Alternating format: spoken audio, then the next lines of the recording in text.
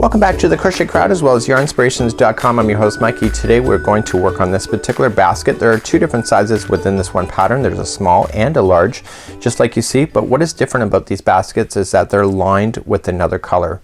So this actual fact, when you go to do this, there's two baskets, but then at some point the baskets are going to be put together and then the finals are going to then be put around. So what I've done off camera is that I've done the small one already, which I can see here, and what we're going to do is that this is going to be a base, and I want to tell you a little bit about the stitch work here in order to keep these going and around in a complete circle.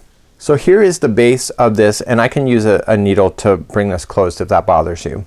So what happens is that I like to make sure that I put a stitch marker in right where it tells you to do it in order to get bigger. So we're gonna get bigger and bigger and bigger, and then once we get to the stitch marker, which you can see there's a definite line, we're then just gonna go and continue to circle until you get to a certain height.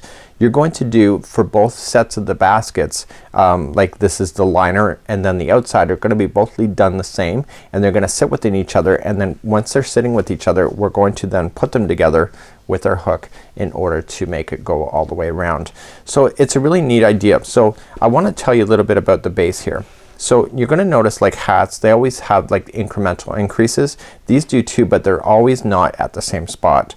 So that's kind of an odd thing, and the reason for it is that you get a more accurate circle if they're not at the same spot every time. So as we work through today's pattern, you're going to notice that where we do the increases in these circles will change, and it's only to do it so that you get a nice round circle.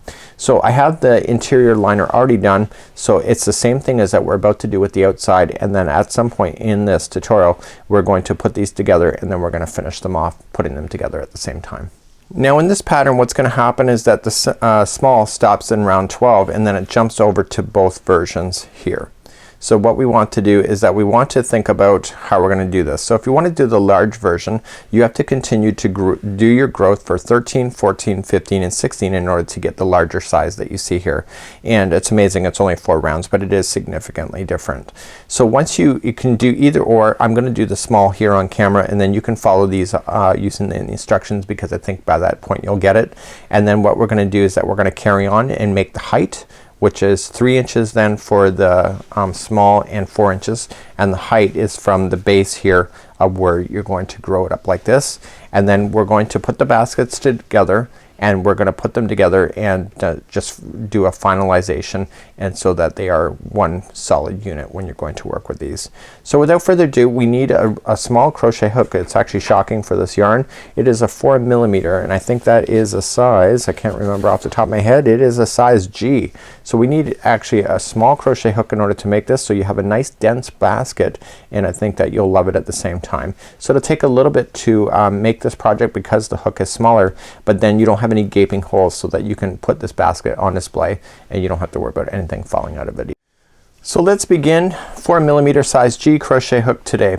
Okay, and I'm going to be doing inner or outer basket for the small size. It's both the same until you get to a certain point in today's tutorial.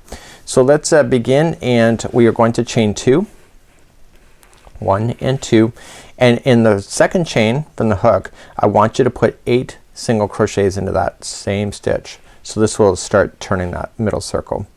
So we have to go 1, and it may take you a bit of getting used to this small size hook with this thick yarn. So you have 2, it's 3, 4, 5, and 6, 7, and 8. Once you get to 8, then you just join it to the first one. If you're not sure which one it is, just count it back. So 1, 2, 3, 4, 5, 6, 7, and 8. For me, I've been crocheting long enough that I know where that is, but if you're never unsure, just count backwards from this point, and there is the starting of your basket. So let's move along to round number 2. Round number 2, we're gonna chain up 1, and in the same one that you just did the join, you want to put in 2 single crochets into each one of those, and into that stitch, and then into each one of the ones going all the way around. So you're just doubling your diameter. So 2 single crochets into each all the way around to see at the end of this round. When you get all the way around, you're just gonna join it to the top of the first one that you did. We're gonna do this every time, and I'm gonna give you the instruction to get you started, and I want you to know how to join. Okay, so here at the end, Okay, if you're not sure and you're thinking that you got one more to go, you don't. So this one here is leaning into this stitch here and is part of that stitch. I know that it looks like it's gaping right now, but once you join it with the slip stitch, everything pulls together. This is where people go wrong in hats. See that? So if you're not sure, if you physically count, you'll notice that there's 16 here. So let's move along, and I'm going to get you started on each one of these revolutions, and I want you to fasten off, or sorry, do a slip stitch every time that you get back to the start in order to keep this tutorial moving forward.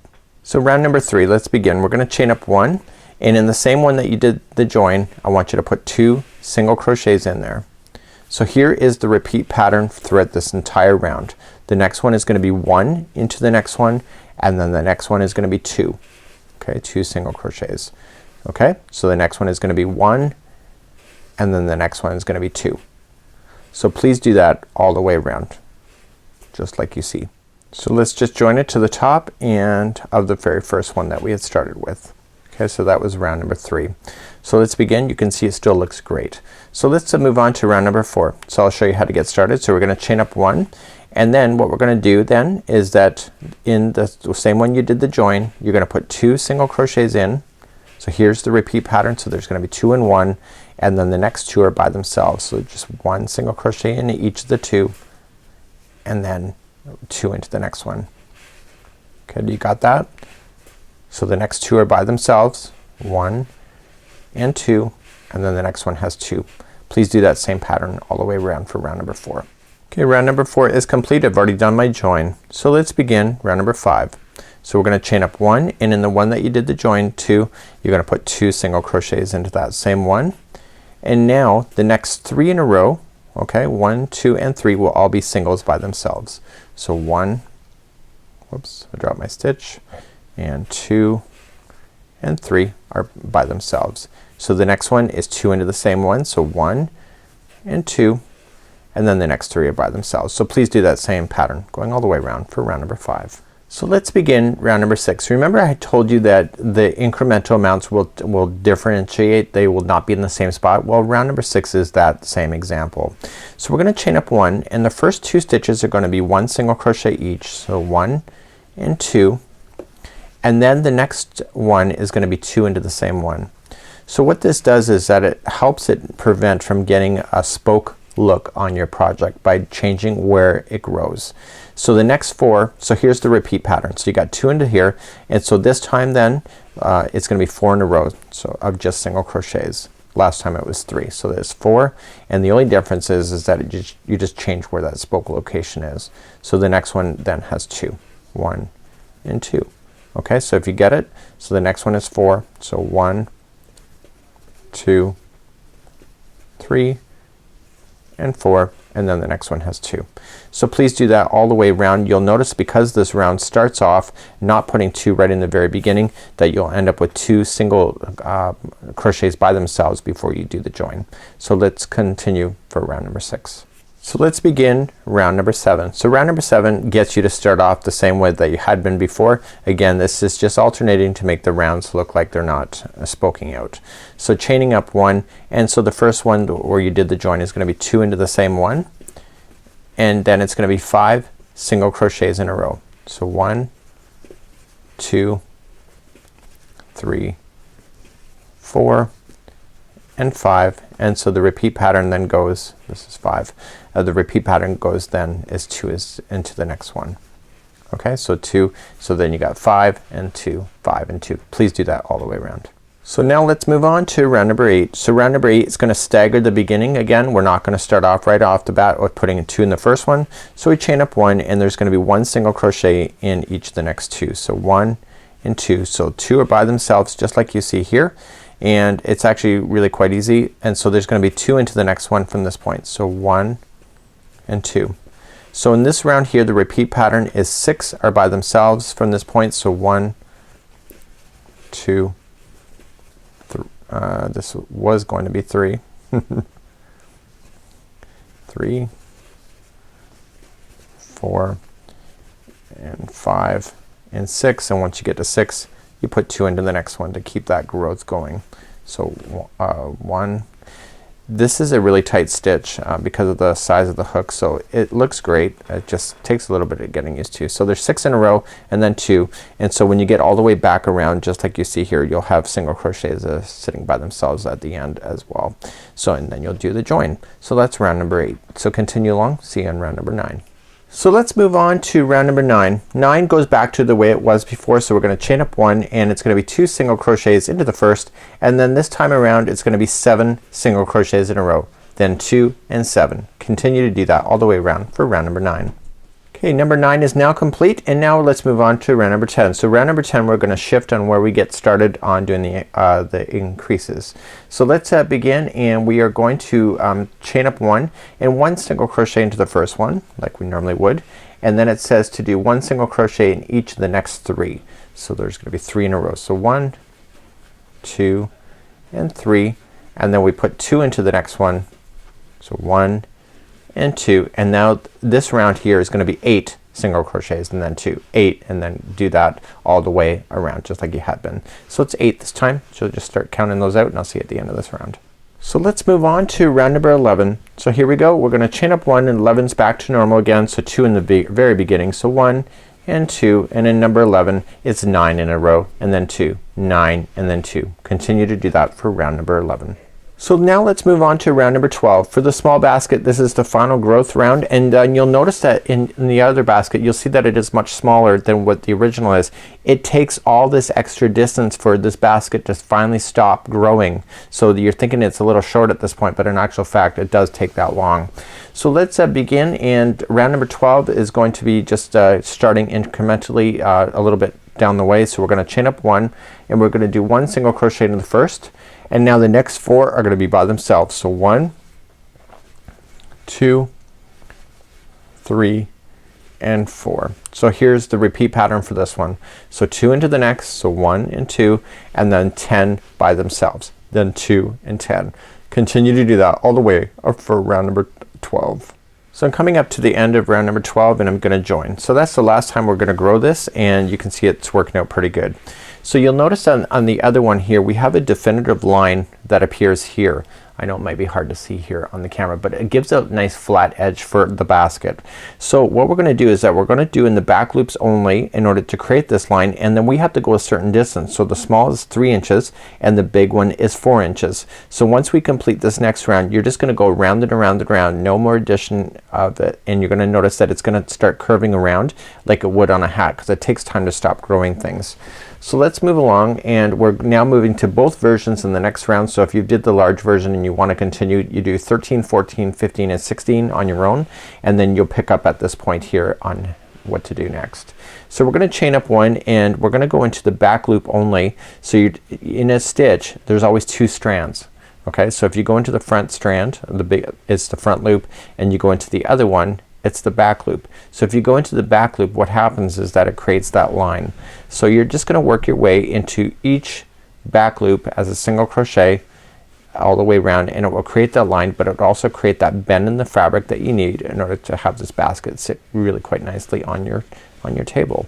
So with this round number 12, please back loop single crochet into each one of them going around.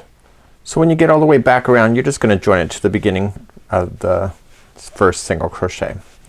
So here's the thing. Okay, that's part of that one. So here's the thing. It says to place a marker so that you can measure the distance between this part here going up. But there's a definite line that you can see. So you can either place in a stitch marker if you wish. So why don't we just do that just to satisfy this pattern. So let me just cut a piece of yarn here off camera. And what I can just do is that I can use that stitch marker. Okay, so right where the line is, right here. And I'm just gonna do that. And I'm just gonna, it's just loose, it's just for me to put it in there so I can see it. So from this point forward I need to measure 3 inches for the size small. So if you can see the line like you can on this one here, you can just measure it. So what I want to do, because this is the second one, I want to make sure that I'm gonna count the number of rows to confirm the outside one here. So what I'm gonna do is I'm just gonna go up to my living room, just crochet for a while, and I'm gonna get this one distance up and done so both of them are matching each other so that they can sit inside each other. So if you're just finishing one, then you'll have to go back and do the other one. Okay, so there is your outside or your inside depending on what you were doing first. And then I'm gonna join up, put these back together. I'll nest them and then I'll put them together so that you have them out. So this is what it kind of looks like at this moment. So I'll see you back here. So just single crochets going all the way around. Make sure you chain 1, single crochet, and then join, single crochet and join, and keep doing that. And you'll notice it will take a while before it actually starts to bowl around like a basket. And I'll see you back here in just a moment. Okay, when I last left you, I was working on the outside, so I'd already done the middle one first, and then I did the outside, and I just made sure everything is gonna match each other, and I put them inside. Now when I did it originally, I really didn't think that they were gonna fit inside each other. I'm having kind of a rough day today, so my tension's tighter than the original. So you wanna make sure, because they are fitting together, that if you're gonna have a good day, make sure you have a good day with both of them, not just a crazy day on one day and easy day on the next. So now what we're gonna do is that we're gonna attach these together now, because they're the same size, is that the stitches will match each other. So what we want to do is that we want to join them together. So going into the first stitch, okay, just right there, and going into the matching one on the other side, pull through and single crochet. So you're just gonna work your way just all the way around, and as you work your way around, you're joining them together with the single crochet, just like that. Okay, isn't that easy? That neat? So therefore you don't have any sewing to do. It's all just single crochet. So please do that all the way around for this round. So as they finish up, it's looking pretty fabulous, isn't it? It's a lot heavier than I expected it from the photograph, because I guess I'm using 2 balls of the Bernat Maker Home Deck. So I'm actually really happy with it. I'm actually it's pretty solid. It's actually pretty fabulous. I've never done anything like this before, so it's kind of a fun project, and I think the two pieces working together really provide that strength that people love in a basket. I've seen baskets online where people kind of cheapen off on the yarn, and then they kind of fall apart if you're not staging them properly. This one will not have a problem. It's nice and sturdy. So I'm liking that. So all the stitches matched each other, so that means that my stitch counts were correct. Thank goodness. And I'm gonna join to the beginning. So let's do your final round together. So the final round is a reverse single crochet going in the opposite direction from which you just came. You don't turn around the project though, you want to go in reverse. Usually we crochet it forward like this, we're gonna go backward. So to do that, we're gonna chain up 1 first, and you're gonna go into the stitch right before it and insert in, and then you're gonna pull through. Okay, you have 2 loops on the hook, pull through. Let me just zoom in and show you what I'm doing. So to do the reverse, just go into the stitch before, pull through, you have 2, and then pull through 2.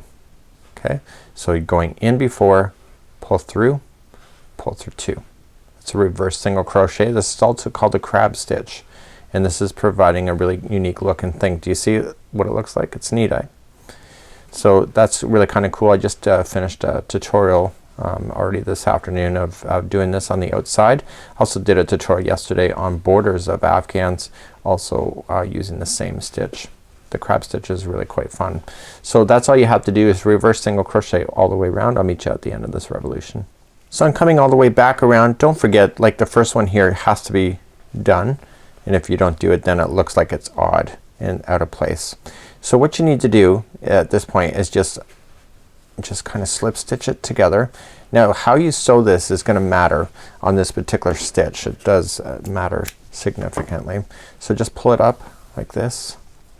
So if you do it just conventionally of just kind of weaving in your ends, you're always gonna see it.